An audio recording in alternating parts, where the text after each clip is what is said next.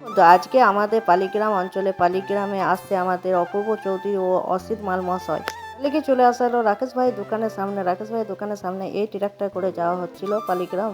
চলো ফাইনালি চলে আসলে এই সভাতে আমাদের অপূর্ব চৌধুরী ও অসিত মাল মহাশয় আসছেন। চলো বন্ধু ফাইনালি আমাদের অসিত মাল মহাশয় সভাতে ঢুকে পড়লেন। এরপর আমাদের মঙ্গলকোট থানা বিধানসভা নির্বাচনে এমএলএ অপূর্ব চৌধুরী ঢুকে পড়লেন সভাতে। এরপর আমাদের মঙ্গলকোট থানা ব্লক সভাপতি কিছু বক্তৃতা রাখলেন, সেটা শোনা হচ্ছিল। পশ্চিমবঙ্গের সর্বস্তরের মানুষের প্রতিনিধিত্ব করতে গেছিলেন, আর আজকে সময় এসেছে বিজেপির সেই বঞ্চনা, সেই লাঞ্ছনা।